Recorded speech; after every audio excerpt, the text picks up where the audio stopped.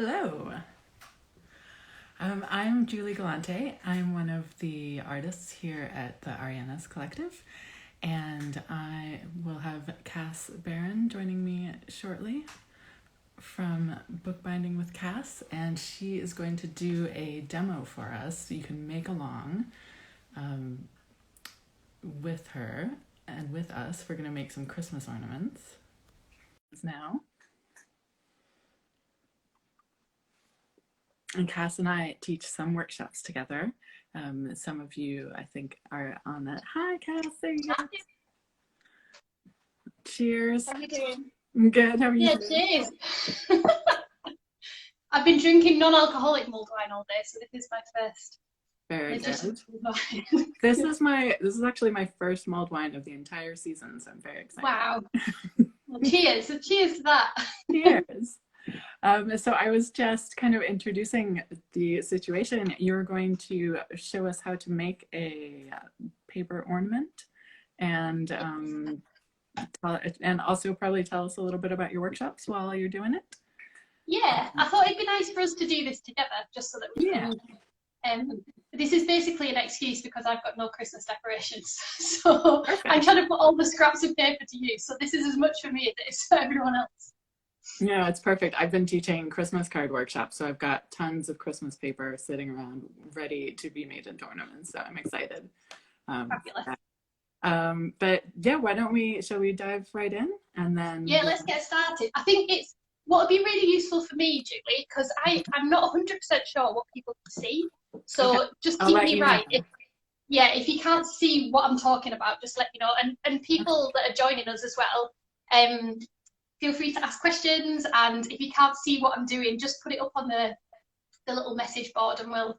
I'll try to keep an eye. I'll keep an eye on the questions. So as they come. And you can watch this back as well. So we're going to save this, and we can have. So if you just want to watch and have a cup of tea or a mulled wine, that's absolutely fine. You don't have to make along at the same time.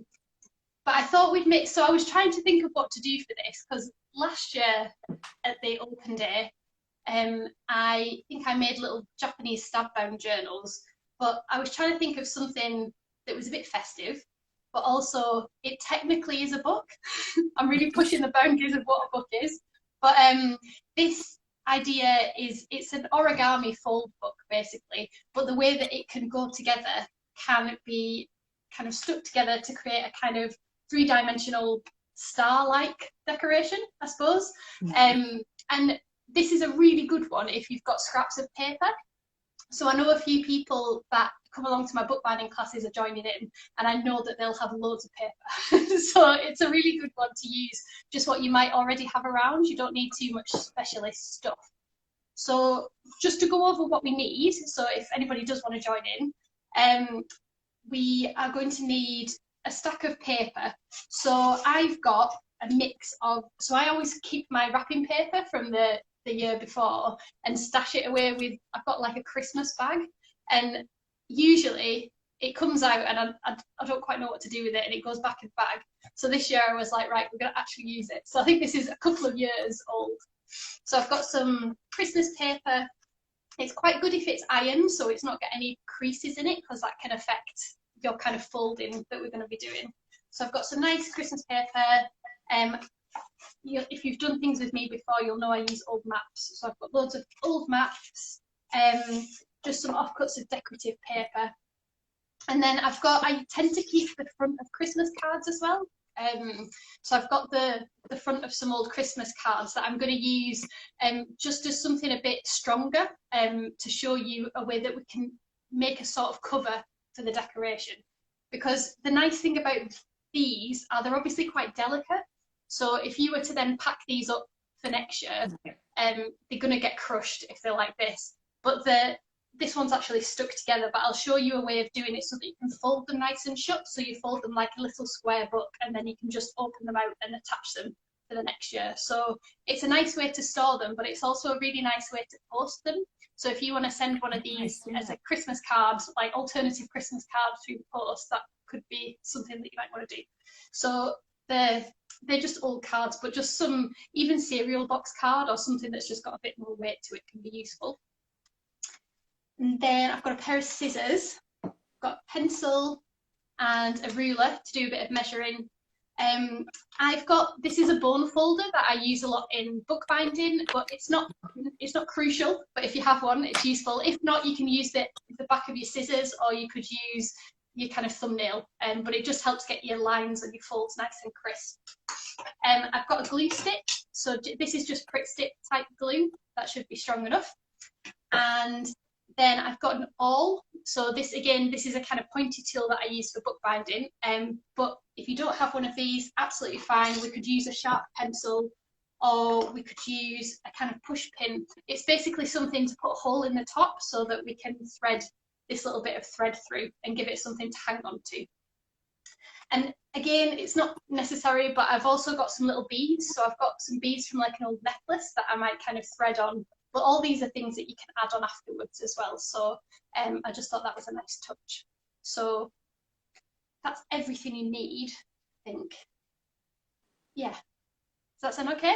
I think that's it. Are you making with us, Julie, as well? Yes, I've got lots of scrap paper and yeah, you'll have lots from your collage workshops and your Christmas workshops. Mm-hmm. Yeah, so I was saying I've got the kind of Christmas bits that I had for my Christmas card workshop, so yeah, nice. I'm stocked up for this. Brilliant. I can see Andrea's joined us as well. I know Andrea sent me a lovely picture of her craft desk all set up, ready to go, so she's all good to go.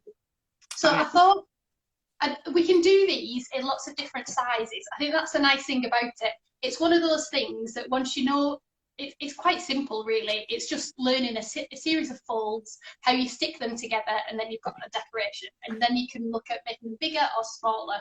So I've got this one here that's made up of a series of squares. So this is made up of a series of squares that are 10 by 10 centimetres. So what you get, so I'll show you what we're going to aim for, and then we'll do it together. So I usually make myself a template with whatever size I want to go for. So I'll use like the square corner of a piece of paper to measure from, so I know it's nice and square. So that's 10 by 10 centimetres. And then what we'll be doing is cutting a series of squares, and we're going to add some folds in. So this is a very common, a basic kind of origami fold that you use in a lot of origami. And that's going to give us a series of things that look like this. So we're going to build up a kind of collection of these. And then when you've got a collection of them, we start to stick them together. So if I hold a few together, you'll start to see how they come together to make that star shape. So can you see if I start sticking those together, that's how I get the star. And then, like I say, we can talk about how we'd stick it together or how we make it into a little book form if we want to fold it nice and flat. So I think what we'll do first, you can work with whatever size, because it obviously depends what paper you've got.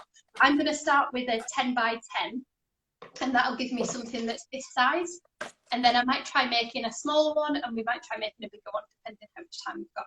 Because I'm envisaging, I've got a kind of a willow lampshade, and I always adorn it with stuff that usually carries on after Christmas because I never take it down. So I hung a few of these on there, and it looked really nice with them all in different sizes, kind of going up and down. So that's my plan. You don't all have to do that. So I think our first job is measuring and cutting this 10 centimetre square. So I've done this out of slightly thicker paper just because it just means that I can use it a bit longer without it kind of crumpling, and but you can cut this out of anything really. So if you measure 10 by 10, or if you want to go bigger, you could go bigger, or if you want it to go smaller, you could go smaller. But if you measure and cut that first, that'll get us going. And I can do that Blue Peter thing of saying, I've done this one already, so I can have a sip of mulled wine while you all measure your squares. Smart. Which they didn't do on Blue Peter, I doubt. Smart thinking. So the nice thing about this, I suppose, is you can do whatever, it depends what size paper you've got, so just make it fit whatever you have. We're going to actually do, so just so you know, each one of the decorations needs 5 squares. So if that impacts on what size and what paper you use, just consider that. And does it help if all the paper is kind of the same weight? So you'll know, Julie, I use a lot of recycled materials. So I very rarely have things that are all standardized, which is, I find it's a bit of a creative challenge sometimes, but I quite like that. So I'm working with all different weights of things today. So some of this wrapping paper is quite thin, actually. It's quite flyaway, but it doesn't matter so much for this book, for this decoration rather. You'll see as you make one, you'll get a feel for it. But I mix it up. I quite like the different textures and the different types of paper. But if you wanted something that was quite rigid, you might want to use thicker paper, so it's got more of a form. But you can just, the nice thing is, because we're not working with really expensive paper, we can test it and try it, and then if you want to make one that's all thick paper, we can do. And you don't want it too thick. So I was looking at some of these Christmas cards that I had chopped up, and some of them I think might be quite tough to work with, because if they're really thick and that really kind of glossy card, it can be really difficult to get a crisp fold. And the nice thing about when you're kind of doing origami and folded books is you can get a really precise fold. One thing you can do, which I just had a little play at, so I meant to do this with my fountain pen, because I was trying to get used to my fountain pen, but I couldn't find it. But that's just a plain one. I don't know if you can see that, but I've just written on it the holly and the ivy. I was just trying to think of Christmassy things. So I wrote it in like a gold pen, and then I used a kind of biro over the top and just did it on both sides. So it's quite simple, but it's quite nice if you have, it doesn't matter, you don't have to, but it's nice if you have something on both sides, because you do see both bits. So you can see from this one, you've kind of got the front of it, and then you end up seeing the insides as well. So I try not to think about it too much when I'm doing it, because I think if I think too much, then I get a bit confused as to how to position things. I think it's better to just kind of do the folds, make it up, and then you can play around with how to put them together. Makes sense. Don't overthink it. Yes. So have we got our square? How are you doing? I've got two. Two. Oh, well done. Right. So so once you've got your square, so I'm doing 10 by 10, but you might be working slightly differently. You want to then start cutting a series of squares from your decorative paper.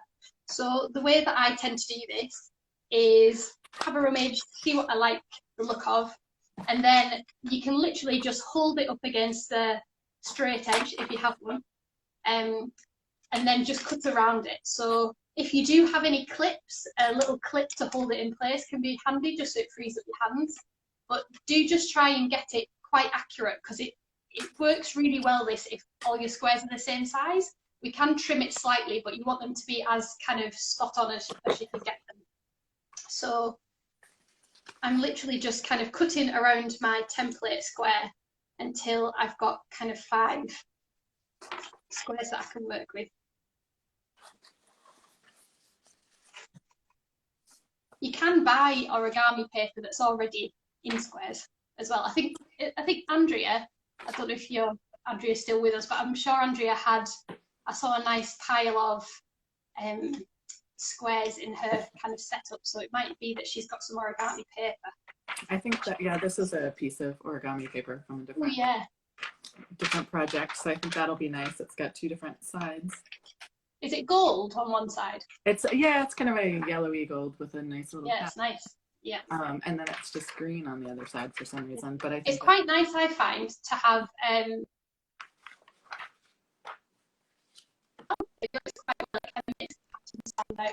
oh yeah, Andrea's saying she's got origami paper that's 20 by 20. Oh, nice.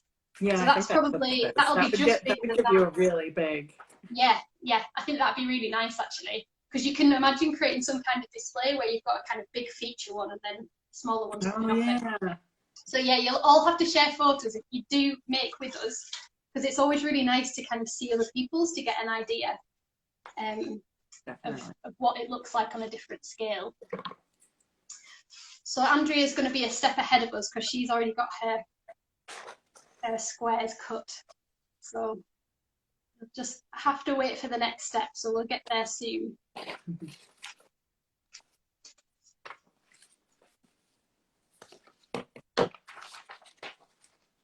So I'm fully intending on having a pile of this paper by the telly, so that when I'm sat just watching the TV, I can just mindlessly cut some squares. Oh, nice. And then my Christmas decorations will just make themselves. Perfect. I'm not being super accurate because I am not known for patience. How much will I regret it if my squares aren't exactly square? I know. It doesn't matter too much. If they're ever so slightly out, we can give them a kind of final trim once they're together. So, because I was the same. I think as I was cutting around my template, I was taking chunks out of my template so that my squares got slightly inconsistent the more I went on. So it can be helpful, actually. I mean, I know I said thick paper, but you know, if you cut your square out of a bit of cereal box card or something that's maybe got a bit of weight to it, that would really stop that happening. Well, how many squares, Lynn? Let's do 5 at first. So it takes 5 to make one decoration. So we'll do 5, but if you're super quick and you've already done 5 and you've got a bit of time, you could always make a few more so you're ready and set up for the next one. But yeah, I'm aiming to have 5, and then I'll show you how to start folding them. So it's like a 5-pointed star.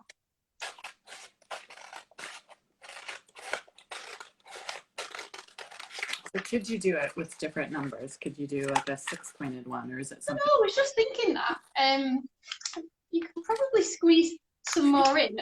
You'll see, as we start to put it together, you'll see it kind of feels right with 5. It fits quite nicely. It kind of feels a bit too squished up with 6, but let's have a look at that when we start building it, because we can do a bit of trial and error and see. And it's worth noting as well, so I did these years ago. I'd forgotten about them going together this way, but I did a workshop recently with a lady called Elizabeth that I work with, and we do eco-printing and then make a series of books. And we did the same thing, but you just put it together in a different way, and you create a kind of thing that looks like this. Oh, nice. So this is more of like I suppose a garland. Mm-hmm. So there's ways that you can work with the same cutting and folding, but it's just the way you stick them together, and that kind of folds up, and then you end up with like a little book like this. So I suppose that's a little bit more like a book, because it feels like it has that way, but this one will be similar. Nice. So right, so I've got my 5. I'll show you what I've got. So I've got a bit of nice wrapping paper. I've got my little piece with the holly and the ivy written on. I've got a nice prayer flag that my friend brought back from his travels. Got a bit of tartan, and then I've got another bit of wrapping paper. So that's my 5. Good to go. So I'm just going to clear my space a bit so you can see for this next bit. Julie, can you see my cutting mat here? I can, yeah. Yeah. Okay. Yeah. I'll hold things up as well, because I'm quite far away, I suppose. It's always difficult to know how to angle. So I'm just going to show you how the folding works. I'm going to have to do this several times, so if you're still cutting, you can listen in and then catch up when I do the next one. So we're basically going to do a series of folds, and my first fold is going to be this edge. I'm going to take it and fold it to meet this edge here. So I'm literally just folding it in half, then I'm going to open it up and I'm going to fold it in half the other way. But I'm doing those folds the same way. So I'm going to put the decorative side of my paper, if there is, it might be decorative on both sides, in which case it doesn't matter. But for this, I'm going to put the decorative side down, then I'm going to fold it to meet, open it back up flat, and then fold the other edge to meet.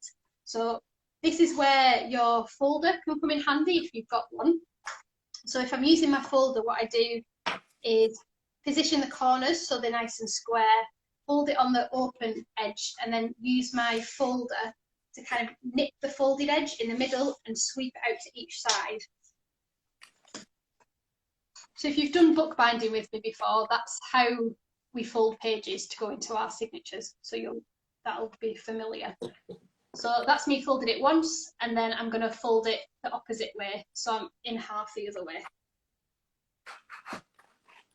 If you've not got a folder, you could easily do this with the back of your scissors. So this kind of smooth edge of your scissors, you could nip it in the middle, sweep it out to each edge, or just do it with your thumbnail. So you can see there, if I open that up, you can kind of see I've got a fold line through the middle in a kind of cross. And then what I'm going to do is I'm going to flip this the other way around. And then I'm going to take this point, so just one of the points, to meet the other point. So I'm folding it in half kind of diagonally, but I'm just doing that once. So I've got it down, I've got it the other way up, and I'm doing that point to meet the other. And again, I'm just going to use my bone folder or something to push down and make that fold. And this is where you can quickly tell if you've not quite got a square, because it'll overshoot slightly on the corners. Right. So that's all you're wanting. So you did your first folds, where were we? Across the way, then you flipped it over and you did a fold this way. And then this is the bit that it depends what kind of paper you're using. Some paper takes better to this than others. But if you can see underneath, so underneath here, I'm pushing my thumb right where all those points meet, so right in the middle. So if I push this up, you can see that these two bits start to fold in together. So it kind of, if I do that again, this is one of the things that you really need to see in person. But I'm just pushing on the center folds and it kind of clicks. And then I bring these folds to meet each other. And then I push these folds flat. So I basically end up with a smaller square. So I've got something that looks like this. Yeah, you got it. Yeah, perfect. Yeah. So some paper seems to do it really well, like it kind of clicks and it goes in place. Other paper, so I find thinner kind of wrapping paper, it takes a little bit of manipulation to work. So you basically want to do that to all 5 of your pieces. So I'll talk you through it again, just in case you were still cutting rather. So we'll do it with, I'm going to do it with my one with the writing on. Hello, we've got new people joining us, that's nice. So right, I've got my square and I'm going to take one edge to meet the other and I'm going to fold it. Welcome new people, you're not behind at all, we're just folding some squares. You're just in time. So yeah, we've basically got a square. This is 10 by 10. I've cut it out of decorative paper and then I'm folding it in half one way, keeping it the same way up and then folding it in half the other way. So I'm splitting it into 4 basically. So I've got my 4 folds and then I'm going to flip my paper around the other way and I'm taking the point, this point to meet the other point. So folding it diagonally and just doing that once.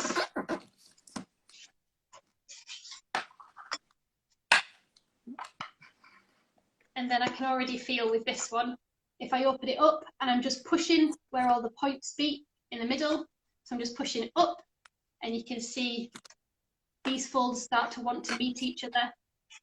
And then I can push these edges down and that gives me a smaller square and gives me something like this.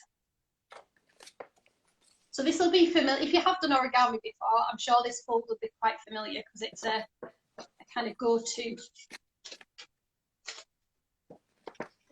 So just keep working your way through and doing the same. And like I say, it doesn't matter what type of paper or size of paper rather you're using, it's just the same rules apply. So it might just be a bit, if it's bigger, it might just be a bit trickier to do because you've got more to kind of handle.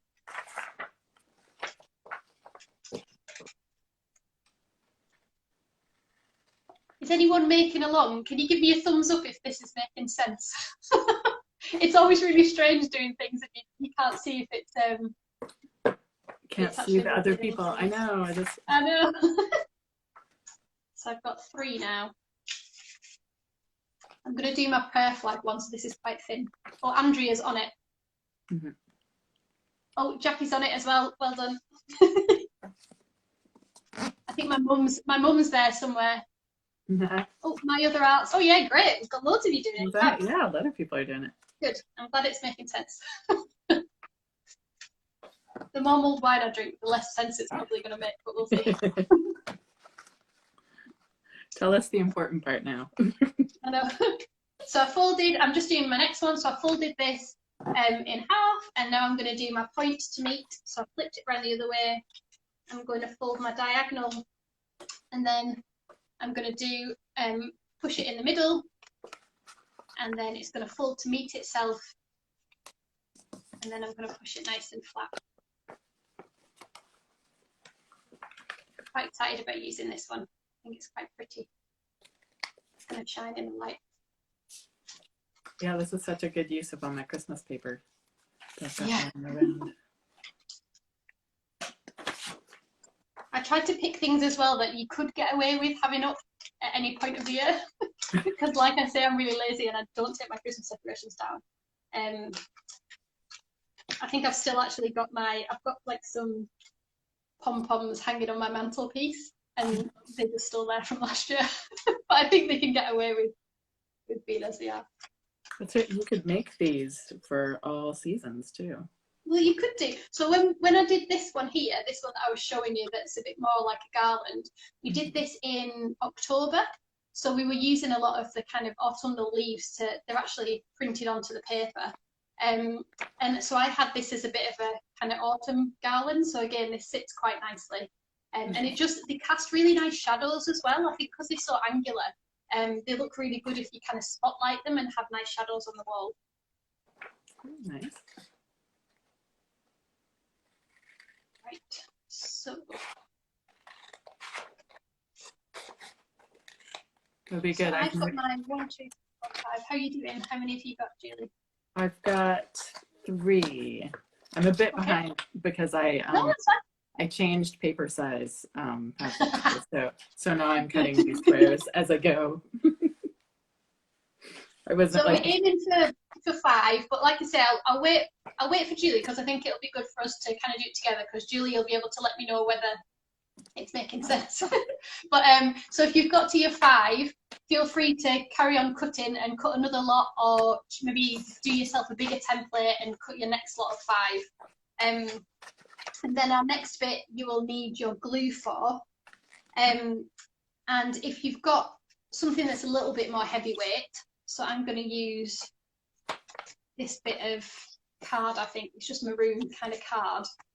We'll get to that at the end once we've stuck it, and we'll use that to create a bit of a cover for it.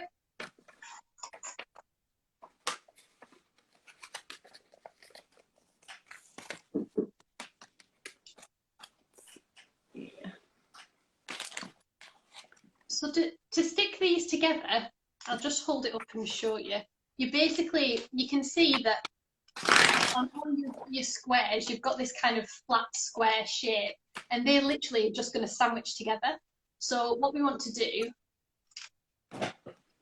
start sticking them together like this. Does that make sense? So I've kind of got one stuck to the other one like that. So you want to make sure the openings are all opening out the same way, and they're getting stuck by sandwiching these 2 together.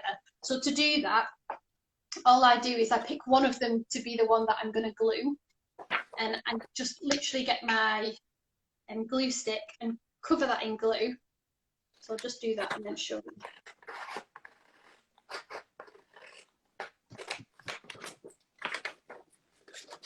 I always find some glue sticks are stickier than others.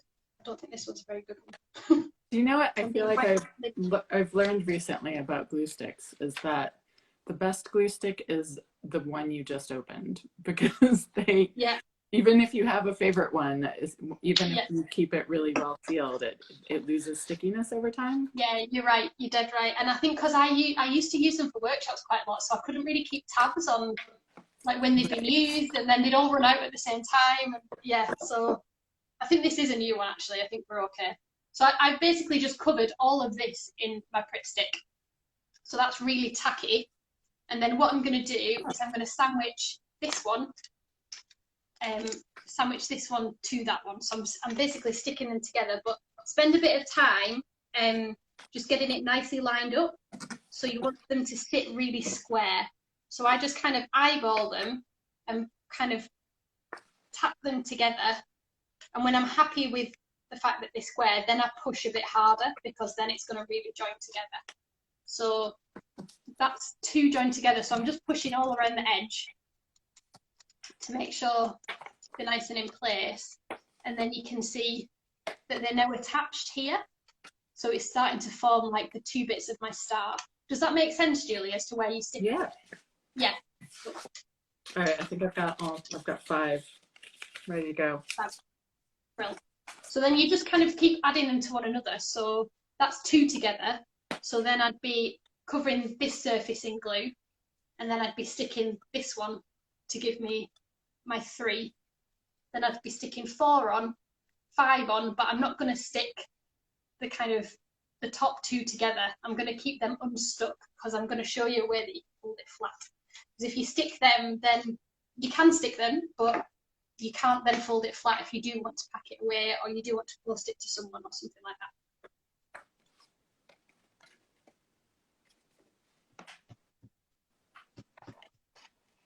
So you'll see it's not complicated at all. It's really simple, but it's like really effective, which is, yeah, I'm all about kind of simple but effective, and then you can kind of add your own personal touches onto it and make it your own.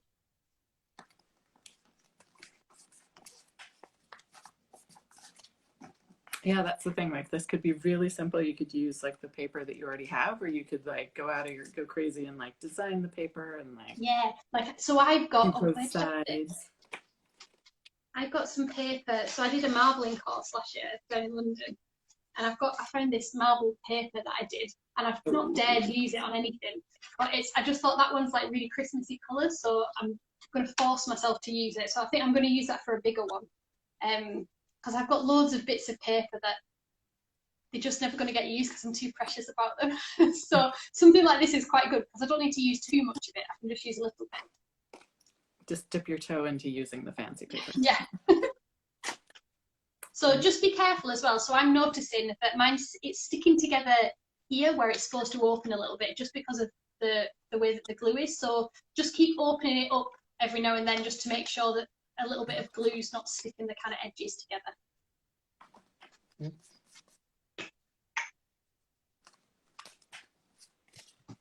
So I'm just adding my 4th one. I've got 3 so far. It's looking like it's coming along.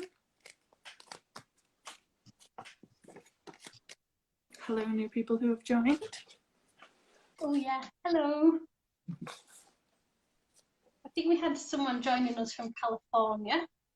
I'm not quite sure where everybody else is from. We've got a few Edinburgh. I think my mum's here somewhere. So she's in Cumbria. So we've got a good spread. Very nice. Yeah, my family was asking if I could do a craft workshop via Zoom for them. This would be. Yeah, definitely. Oh, my mum is asking a question. Can you go over again which edge you stick? Yeah, of course I can. I'll do that now because I'm just about to stick another one.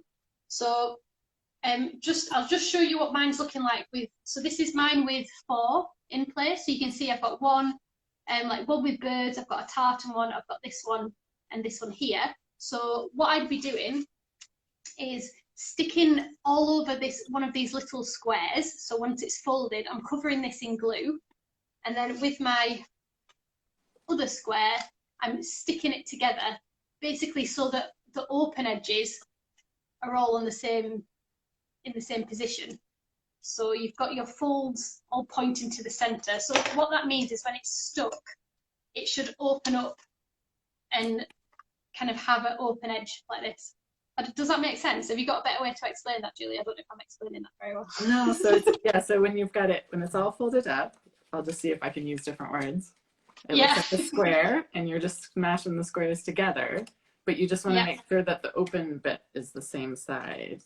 Exactly. So like where the like pointy handkerchief bottom is the same on both of them, and you match those up.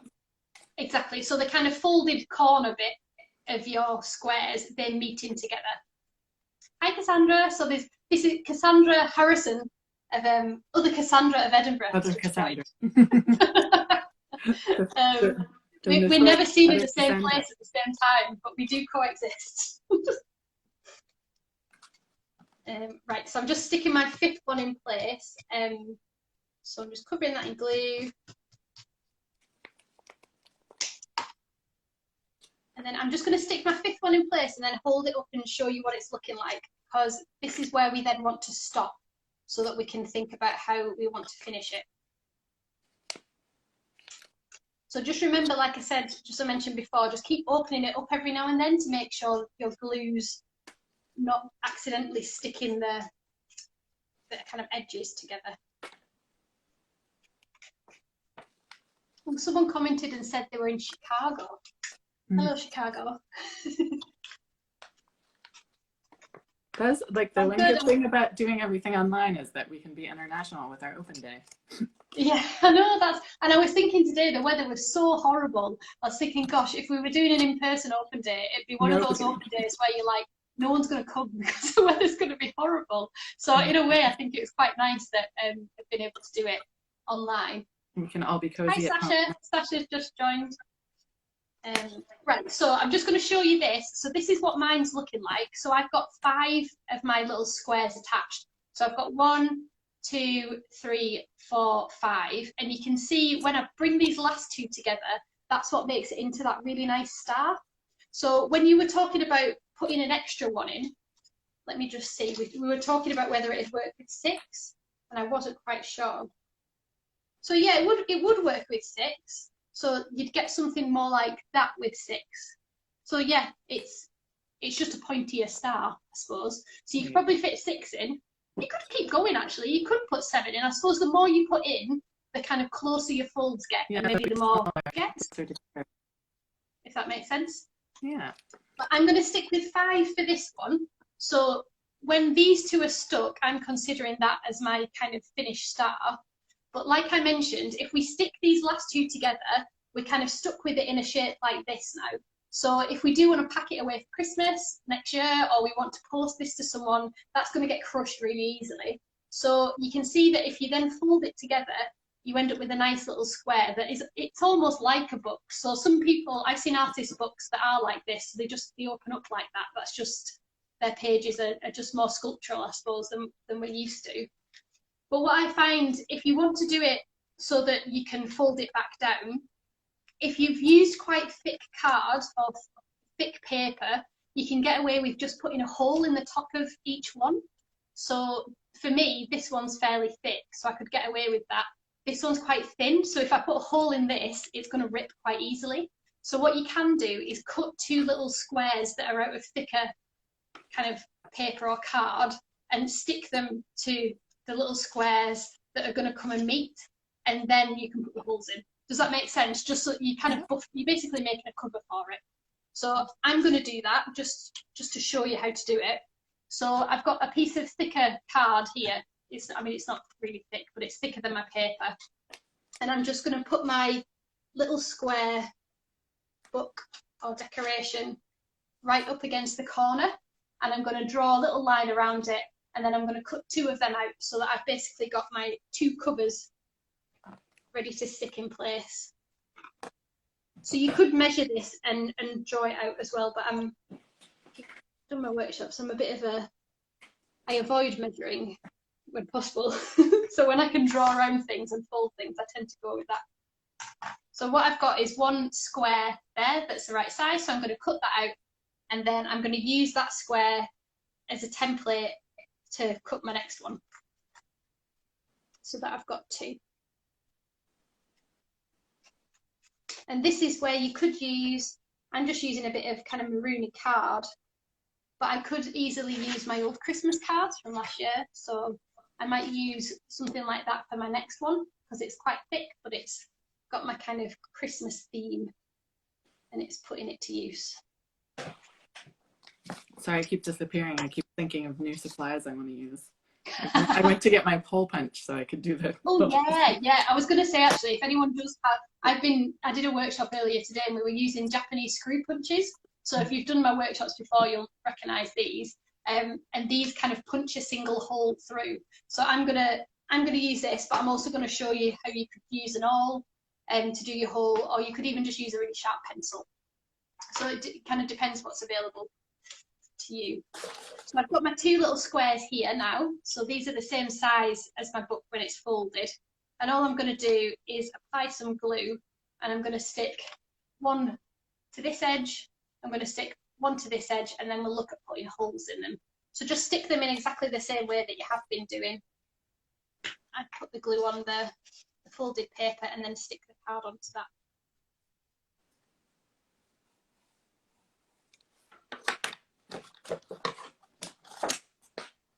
So this is where, if you were doing this on a bigger scale and you maybe were using thicker paper to do it, this Pritt stick, it might be all right, but if it's not cutting it, that's when you can use something a bit stronger, like this Yoo-hoo stuff that I tend to use in my workshops. That's got a really strong bond, but it also gives you a little bit of wiggle room, so it gives you a little bit of time to position things before it dries fully.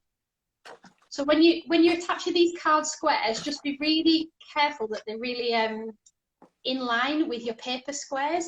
You don't want them to overshoot the corner, because that's going to make it difficult to fold kind of flat to meet itself. So I've stuck mine down, and then I'm probably going to end up having to trim a little bit of the card off, I think, because I've actually made it a little bit too big. But that's fine. It's better that it's bigger than too small. So I'm going to stick my two bits on first, and then I'll trim them back. It does have a bit of a mind of its own, so it tends to spring apart when you're trying to work on it. So I'm going to keep taming it in.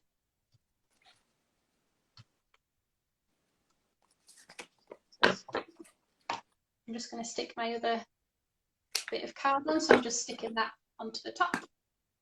Hi Grant, Grant's just joined. Oh, and Gail's here as well. All bookbinders. Hello, bookbinders. Gail's actually got, I'm sure she won't mind me telling you. Tell you a story, Gail. Gail's got a letterpress. So you can imagine, and I know Grant does some printing as well, so you can imagine if you've got other kind of paper related crafts that you do, you could so easily use lovely offcuts or print words onto these, or even just use, you know, I often use, when I've done some printing, where I kind of clean my roller, I always keep that bit of paper that just gets caked in paint, and that can make really nice, interesting little books and kind of things like this. So you can see there, I've got my little card, but I don't know if you can see, I've kind of overshot it a bit, so I'm just going to trim it back so my bit of card is exactly the same size as my square covers, because I want them to meet really nicely. I was going to say, I was just this afternoon found on iPlayer, they have something about crafting, and the first episode is about letterpress, and this man has just all these different sets of type and all these different presses, and it was gorgeous. It's absolutely amazing. It wasn't the one, was it, where, so I know, who was it that did it? There was a show not so long ago, it was on channel, oh no, that was Channel 4, and like different makers, like it followed creative workshops basically, and they went to different, oh, Grant's just saying bye. Oh, bye Grant, it's dinner time for Grant. Grant, you can watch it back. No excuses, you can watch back and make Christmas decorations. Exactly. You can finish in your own time. This will be up on the Arienas Instagram, and also on Cass's. Yeah, definitely. Yeah, so you can watch back. So yeah, I think I was just, yeah, it was a program on Channel 4, I think, and they followed different creative workshops and different people, and it was all about like why people, it was really interesting. It was like all the stories we hear at the Arienas, like why people come to workshops, and you know, how it can be a change from your day job, or it can just be really satisfying to make something with your hands. And they had a letterpress workshop as part of that, and it was so interesting. I think it was probably the same thing. Was it? Yeah, and the guy had, and I think there was like 4 people, and there was a couple that were making ones as like a kind of a thing of for their wedding. I think they were making wedding invitations, and then, oh, that looks great.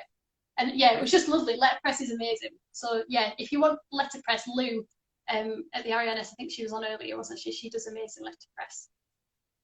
So right, so my Christmas decoration is looking like this. So I've now got my reinforced kind of edges here and here.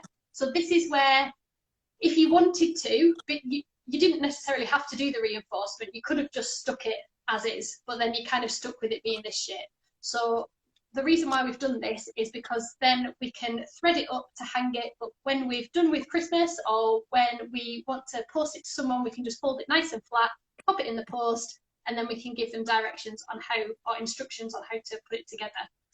So what we're looking for now is to put a hole in the very top. So you can see from this one here, my hole's right up near the top corner, but obviously not too close to the top, because I don't want it to kind of tear.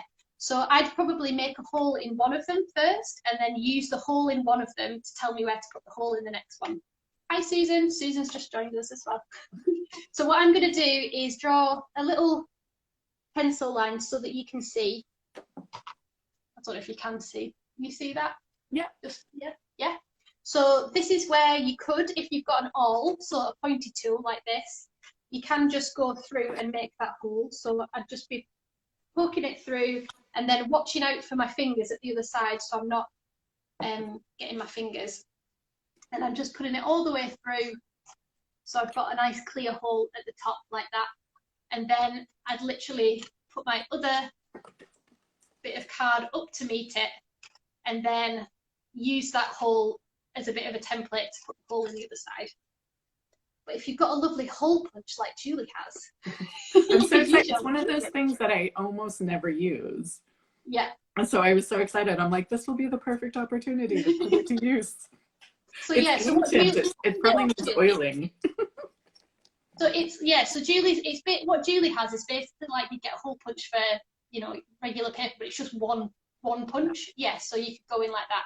Perfect. So if you do have one of them, that's great, because it gives you a really clear hole. But you can see what I'm doing, because I've not got, I'm not going to use that just now. I'm just making sure the hole's really clear so that I can easily thread through that. So the next step is threading it up. So if you want to use it straight away, we can thread this up and put our little bit of thread in there. But if you were wanting to send this, you could always send the thread as a little addition to this. Oh, Andrea's just said she's got a hole punch as well. Well done. Everyone's digging out their single hole punch. Yes. It's got a use. It's the one time of the year you're going to think find a use for it. So I've got a little bag of like strings and things, because again, I always end up with a little odds and ends. So thin ribbon can work really nicely for this. So I've got some really thin kind of glittery ribbon. I've got some kind of baker twine, so that can work quite nice. Some string with a bit of a stripe through it. Or I think that's just some kind of hemp thread. So I think I'm going to go with this baker twine. I quite like this. So I'm just going to keep it nice and long, and I'll chop it once it's in place. And this can be the fiddly bit, depending on how clear the hole is. But all you're wanting to do is travel it through both the holes. So you've got the holes in the top, and you're traveling the bit of thread all the way through. So I'm going to use my awl to kind of push it through. You don't so need if you it didn't all have if an you've awl, got a nice hole punched hole. Oh, well, there you go. That's what you need. Julie's on commission from the hole punch. If only. I am stock in this hole punching company. Well, what would be nice, I'm just thinking this while I'm doing it, but wouldn't it be nice to do it as like a garland? You could, like, because I've got like a long strip here, you could do like several of them, which would be quite nice. That would be good. But I suppose it's just about deciding how long you want it to be. So I think I'm going to, because I'm envisaging hanging these on my lampshade that I've got, I quite want some of them to be quite long. So I'm going to make this one quite long. So I've doubled it up, and then I'm just going to chop the excess off. So it's looking something like that. And then all you'd need to do is, you don't even need to tie it in a knot actually. You could tie it in a knot so you've got a knot down here, but then you could literally just tie a knot at the top and hang that around the tree, or tie a bow so that then when it comes to packing up, you can easily take that off, and then you can just slip that bit of thread out and fold it shut, and it's ready for next year. But what I quite wanted to do, because I just found these beads that I had kicking around, so I thought it'd be quite nice to put some beads on. So again, this is kind of dependent on how thick your thread is. So I might be pushing my luck here a little bit, but I've got this little bead just off a necklace. So I thought I'd just put the ends of the ends of thread through, and I thought that'd just be quite a nice touch. Be a bit tricky to get on. Twist it through.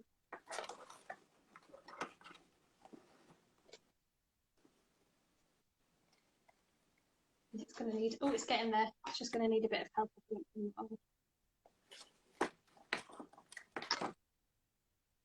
There you go.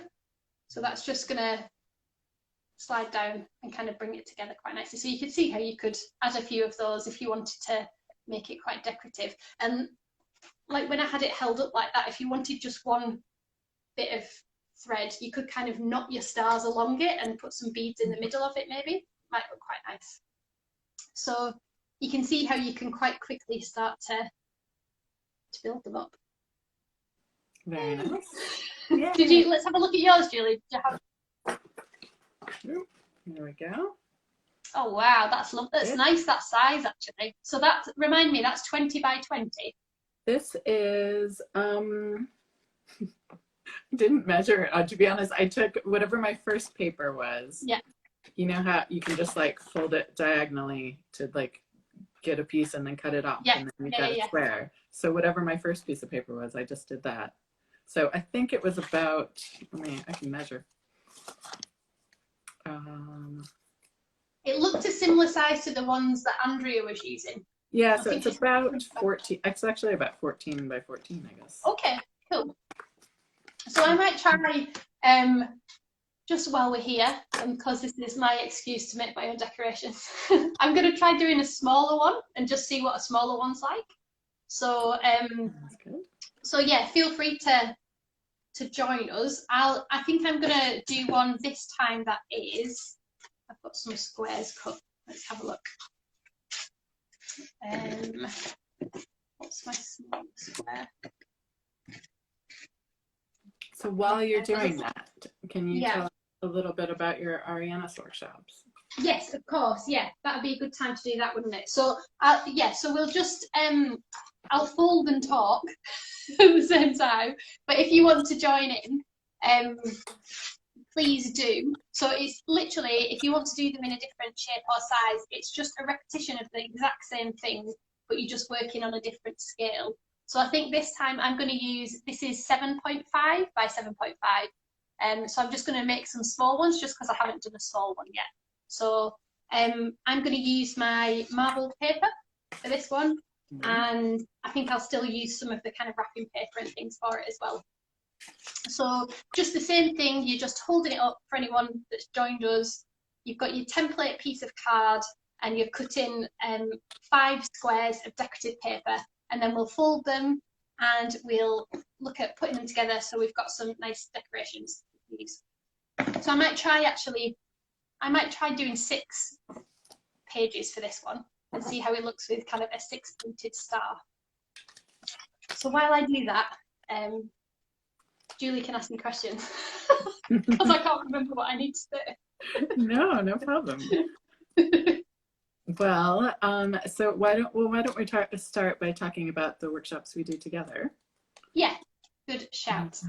So I caught unfortunately I've been teaching today, so I've missed a lot of the open day that the Arienas has been doing. So I caught the end of your conversation with Anna, which was really nice. And I just think it's so, I don't know, the open days, it's always a really nice event, I think, because you just kind of get to meet everybody and see what happens. And I don't know about you, but sometimes when I sign up to workshops, I always like to do a little bit of detective work, because I kind of want to know, you know, what's the venue going to be like? Are people going to be nice? Like, what's the setup? What do I need to bring? So I suppose that's what the open day is about, really. Yeah, I think it's so nice, because also, yeah, I think the right tutor really makes or breaks a workshop too. So it's nice to be able to meet them in person and be like, yeah, do I want to learn with this person? Yeah. Yeah, so me and Julie, so we've started working together just this year, which is bonkers, because it feels like a lot Decades. longer. In a lovely way, though, in a really nice way, because I think sometimes you just click with people, and I think working as a creative maker, a lot of your time spent on your own. Like, you do, you know, for me, it really fires me up when I work with other people that inspire me as well. So thank you for doing that for me this year, because it's been really lovely to explore writing and journaling and creative writing, which is something that I never really thought I did, but I think I've realised that I do, but just not in the way that I thought writing was supposed to. Do you know what I mean? You have, it's like when people say, oh, I don't do art, I'm not an artist, or I'm not creative. I always thought, I'm not a writer, I'm not a journaler, that's not me. But actually, I do kind of do it anyway, but doing the workshops with you has really helped just give me ideas and inspiration and prompts and kind of reasons to pick up my books and use them for writing rather than just for sketching, which is that was my default kind of position. So I suppose our art of journaling workshop, it's about that. It's about encouraging you to use your books to explore writing and journaling, whether that's for organisationally, to kind of keep yourself organised and writing lists or project planning, or whether that's more kind of for well-being and it's looking at writing, you know, to keep yourself sane, basically. which it really does. Which is, yeah, very important these days. But and I love it because it's a way that you can, because we make such a beautiful book in it, and then it gives you a way to interact with that book all the time because you're using it for something else. And I think that. And I think as well, like I find, and we always say this, like we did an event together for Book Week Scotland, and it was all about the blank book, because the first art of journaling workshop we did together, and there was a lot of people that had already come to my bookbinding workshops, and they all said, I've got a shelf full of these beautiful handmade books, but they're all blank because I daren't write in any of them or do anything in them. And we just thought, God, that's so sad. I mean, it's lovely. It's lovely that these are really precious things, but you know, they're made to be used. But it can be quite, you know, difficult making that first mark and almost feeling like you need a bit of permission. And I think as adults as well, I don't know if you find this, but I often find that we need to remember that it's all right just to play and create without having an end game in mind. Like, it's fine to open up a page and just doodle and not know why you're making the marks on the page. And that can often lead to other things. But I think as you get older, you sometimes need permission to do that kind of stuff, which or you need like a reason. You need like, well, why would I play? Like, that's not gonna get my to-do list done or something like that. But actually it will. It's kind of like it's like by giving yourself permission to do that and just play and make things and make Christmas ornaments and things like this. Like, it just like helps your brain relax and have fun and be reinvigorated, I think. Yeah, no, definitely. So the art of journaling, we do that online, so you can do that as an online workshop, but we've got some dates to do an in-person workshop doing art of journaling with the Arienas in the new year. So I'm really looking forward to doing it in person actually as well. I know it's been really fun to do online, but I think it'll be really lovely to do it in person. Yeah. Someone's asking a question. Not sure it quite worked out, but you've done it here, and 3 are on the tree. Oh, well done, Lynn. Lynn, if you're not quite sure it worked out, is there anything that didn't make sense? Let me know if you've got any questions or anything that I can. I think she's just being modest. I think they're beautiful, and she's an overachiever. I imagine she's already made 3. Yeah. So I fully expect, Lynn, a picture of you with just surrounded by origami. I know, stars. yeah, I can't wait. So I'm actually making one here. So we're just chatting while I'm making, but I'll go through it again in a second because I've nearly got my 6 squares that I'm going to use. Just the gluing. Okay, right. Well, we'll do it again in a second, and we'll get the gluing right. That's I see. It's just gone 7. So if we want to, okay, do I'm fine. We can do this all night. I got nothing else to do. I know. Yeah, let's do this. Let's do another one. I think so. Yeah, with I think with this. Yeah, there's lots of different bookbinding workshops that I do, but the ones with the Arienas are collaborative workshops, which is what I really love. So working with other people. So we've got our workshop. I've got a collaborative workshop with Mark, Edinburgh Sketchers. So we make sketchbooks and then we go out and use them straight away. And then we have the workshop with Lou. So we do printmaking and we make a junk journal. So there's kind of 3 different workshops that we do. So there's information about all of that on the Arienas, and they happen. Some of them happen in person as well as online, and some of them are just online. But yeah, we'll put details below this video so you can see them. Definitely.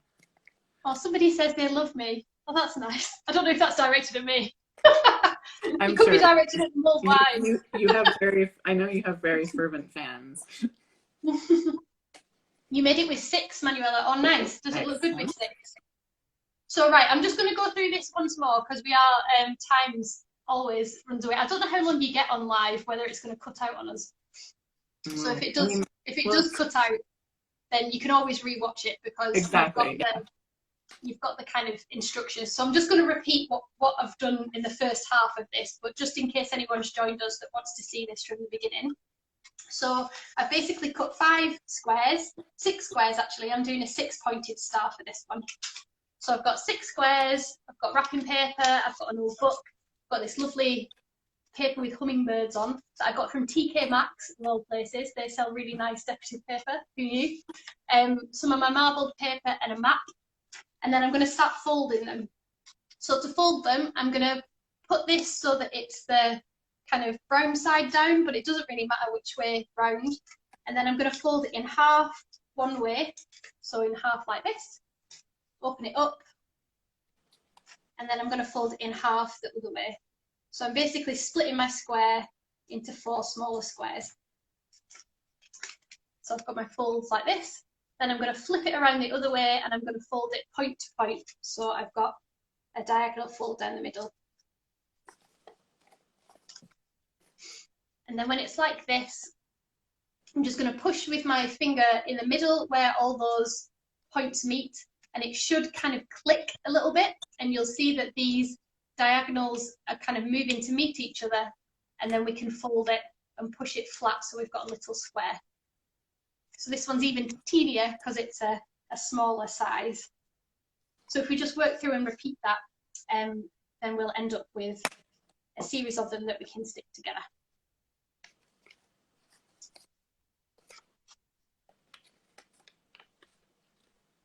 I was just thinking today, because I spent all day playing with things for our letter workshop. Yeah. I think we should put a date for that on for Arienas too. I think that would be really fun to do live. Yeah, definitely. So me and Julie, our latest workshop that we teamed up for was for Book Week Scotland, which was really nice because I've been involved in it before, but not like on the periphery of it, not really. So it was really nice because Julie is obviously a writer. It was really lovely to team up and kind of develop a workshop that has kind of writing at its core as well. So we came up with this idea of making an envelope book and then writing letters to the future, to other people, to yourself, and using the envelope book to store them in. So we're kind of halfway through that. We had a kind of get-together event at the beginning, then people got videos and prompts, and then we're all meeting up in a couple of weeks to see how people have got on.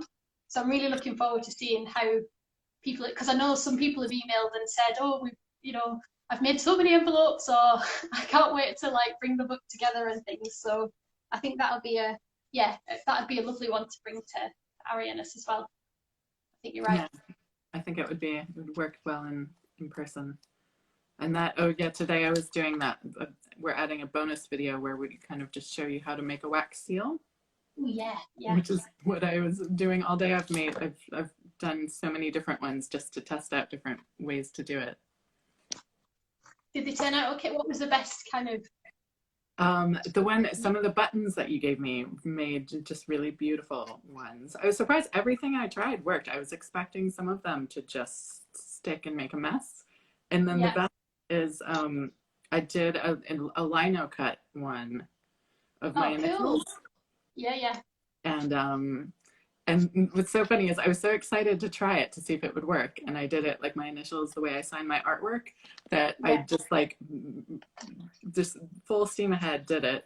And then did my first stamp of it, and only then realized that I had not reversed it. No. So this I do that. It confuses me, that. It really does. This is the one I forgot to reverse. And I did my stamp all triumphant, and then I was like, oh.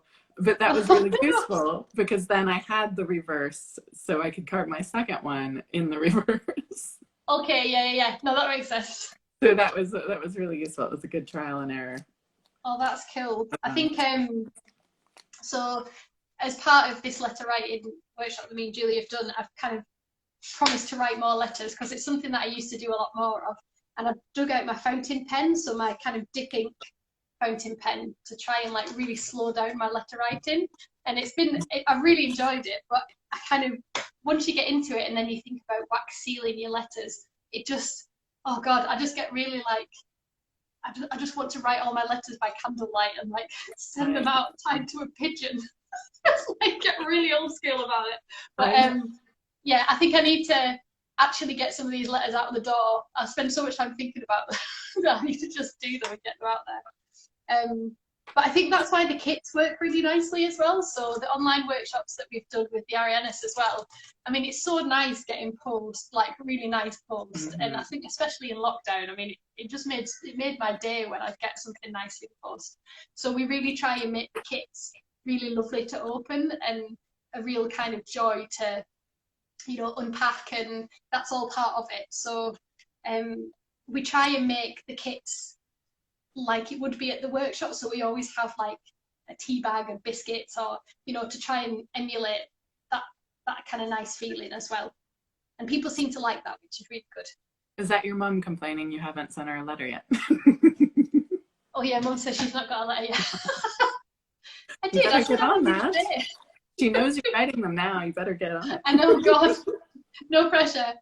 Right, so I'll just show you. So we'll probably go in a minute because otherwise I'll just stay on here all night. But so I'll show you one last time how to stick one together, just so that you've seen it again on a different scale. So I've got my different kind of little origami squares that are folded out like this, and then it's just a case of gluing the kind of square flat edge and then sticking the next one to it, making sure the kind of folded points are together and the open edges come out to the side so that it makes that star shape. So I'm just going to go through that maybe a bit quicker just to get it stuck down. I've been quite coordinated with this one. I'm not usually very coordinated, but this is all maroons and kind of off-white paper. Nice. It's funny how they change as well, actually, the scale of them. I'm already quite liking the smaller one. Yeah, they just feel like different, like little objects, little precious things. I've been making mini books all day though. I did a mini book workshop today, so I think I've got miniature on the brain. So that's my plug as well, actually. Like, I know people that are watching, they kind of know about my workshops, but it's been really nice to see the Arienas shop come together, because I think as artists, like, we often do a lot of different things. So we'll teach, but we also sell our own work and things as well. So I've got some of my mini bookbinding kits and my layered cross stitch kits where you make a kind of bigger book like this. I've got those in the Arienas shop as well as some prints and some gardening journals that I've already made up as well. So go and have a look. There's loads of other great stuff in there. Manuela says we should get pigeons. Yes, pigeons can deliver our beautiful new letters. Can you imagine? That contain these little gifts. Oh yes. I love it. It's very nice. What's Andrea? Oh, don't worry if you've missed it. Yeah, I'll share. Someone's just saying they might have missed it, so we'll share this because I know it's really, I know it's awkward when you catch half of it, but we'll share it on here so that you can follow along. Yes. In your own time. Yes. So yeah. Hi, Suzanne. The video will be on the Arienas Instagram. There's a place where you can go and see the videos that will all be saved, all of the ones from today. So you can go back and learn about any other workshops. I think there were some other demos too. Unfortunately, yeah, I'm going to go back and watch because I was teaching, so I missed them all. Yeah, so I know. I need to go back and watch some of them too. But yeah, it's been really good. And thank you all so much for joining us for Virtual Open Day. Was clipping it all together in a start and then sticking the first one and then clipping the next one. Oh, okay. Oh, all right, okay. This is my mother. So my mum says that she finds it easier, clipping all the paper together into a star, then sticking one to one, then I'm clipping the next one and sticking it on. You're right, Mum. I think they've got these have got a bit of a tendency to spring around the place. So yeah, if you've got enough clips and you can kind of clip it in place so you can see what you're aiming for, that's a really good idea actually. And that's a good way to know that you've got it all the right way round too. That is completely right. So I'm just sticking my last one in place here. So this is my 6th one. And you can see it's starting to come together.